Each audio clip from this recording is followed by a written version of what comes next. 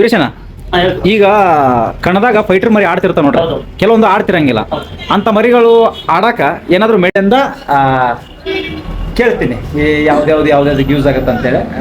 ಅಂದ್ರೆ ಪಾಪ ಬಹಳಷ್ಟು ಜನ ಕೇಳ್ತಿರ್ತೀರಿ ನೀವು, ನೆಗಡಿ ಬಂತು, ಕೆಮ್ಮು ಬಂತು, ಮರಿ ಗ್ರೋತ್ ಆಗ್ತಾ ಇಲ್ಲ ಅಂತೇಳಿ.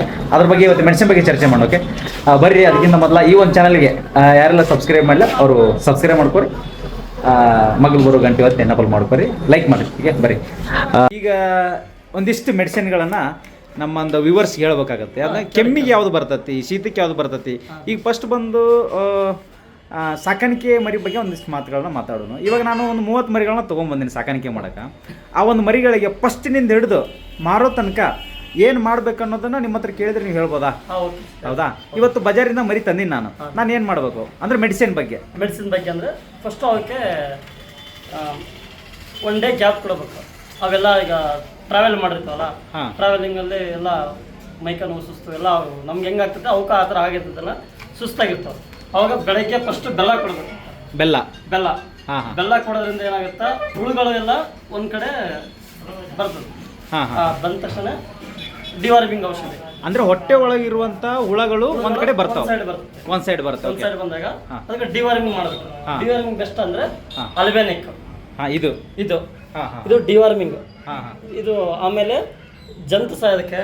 ಮತ್ತೆ ಇನ್ನೊಂದು ಏನಂದ್ರೆ ಹಠಾತ್ತಾಗಿ ಫುಡ್ ಜಾಸ್ತಿ ಆಗಿರ್ತದೆ, ಹಠಾತ್ತಾಗಿ ಬಿದ್ದು ಬಿಡ್ತಾವೆ. ಏನೋ ರೋಗ ಇಲ್ಲಪ್ಪ, ಚೆನ್ನಾಗಿರ್ತಾವ, ಚೆನ್ನಾಗಿ ಮೈತಿರ್ತಾವ, ಚೆನ್ನಾಗಿ ಗ್ರೋತ್ ಆಗಿರ್ತಾವ. ಅಂದ್ರೆ ಇದೆಲ್ಲ ಮರಿ ತಂದ ಮೇಲೆ ಬಿದ್ದು ಬಿಡ್ತಾವ.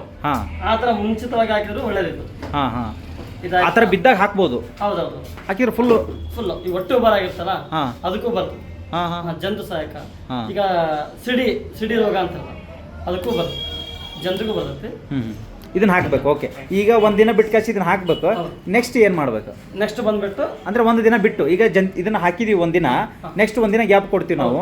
ನೆಕ್ಸ್ಟ್ ಮಾರನೇ ದಿನ ಏನ್ ಮಾಡ್ಬೇಕು? ಒಂದಿನ ಬಿಟ್ಟು next liver tonic daily 10 ml ತನ್ಮರಿಗೆ ನೀವು ಎಷ್ಟು ತಿಂಗಳ ನೋಡ್ಬೇಕು. ಈಗ 16 kg ಐತಪ್ಪ ನಮ್ದು. 16 kg ಐತಂದ್ರೆ 10 ರಿಂದ 12 ml ಯೂಸ್ ಮಾಡ್ಬೇಕಿದೆ ಡೈಲಿ. ಒಂದು ವಾರ ಇದು ಹಾಕ್ಬೇಕು. ಒಂದು ವಾರ ಹಾಕಿದ್ಮೇಲೆ ಮತ್ತೆ ಗ್ಯಾಪ್ ಕೊಡ್ಬೇಕು. ಒನ್ ಡೇ ಗ್ಯಾಪ್ ಕೊಟ್ಟು ಇದು ಕ್ಯಾಲ್ಸಿಯಂ. ಈಗ ಸೊಟ್ಟಪಟ್ಟ ಮರಿಗಳು ಕಾಲು ಸೊಟ್ಟ ಇರ್ತಾವೆ, ಹೊಟ್ಟೆ ಬಿಟ್ಕೊಂತಿರ್ತಾವೆ. ಆಮೇಲೆ ಅವಕ್ಕೆಲ್ಲ ಕ್ಯಾಲ್ಸಿಯಂ ಕಡಿಮೆ ಇರ್ತವೆ ಒಳಗಡೆ.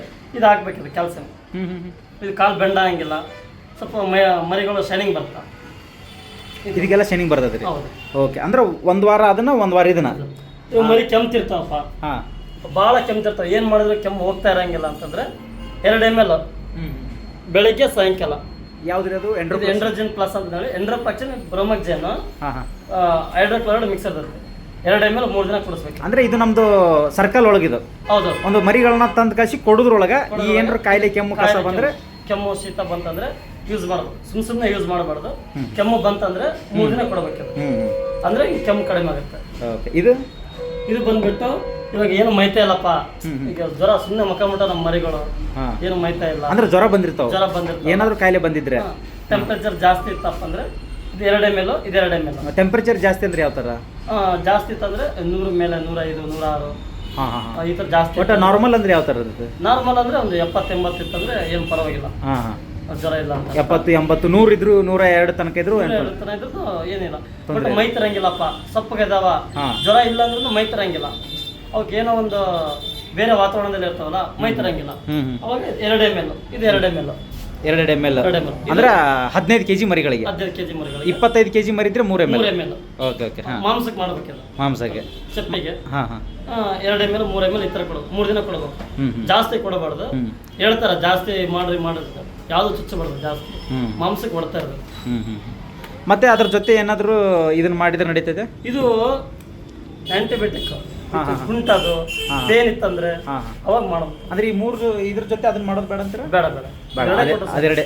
ಅದ್ರ ಜೊತೆ ಕೆಡಿಸ್ಟಿನ್ ಅವಿಲ್ ಏನು ಬೇಡ? ಇದ್ರ ಜೊತೆ ಇದು ಕ್ಯಾಡಿಸ್ಟಿನ್ ಮಾಡಬಹುದು. ಇದ್ರ ಜೊತೆ ಕ್ಯಾಡಿಸ್ಟಿನ್ ಅವಿಲ್ ಮಾಡ್ಬೇಕು. 3 ಮಾಡಿದ್ರೆ ಬರಬಹುದು, ಮಾಡೋದು. ಏನು ಪ್ರಾಬ್ಲಮ್ ಇಲ್ಲ ಅಂದ್ರೆ ಮರಿಗಳ ಸೈಡ್ ಎಫೆಕ್ಟ್ ಆಗಲ್ಲ.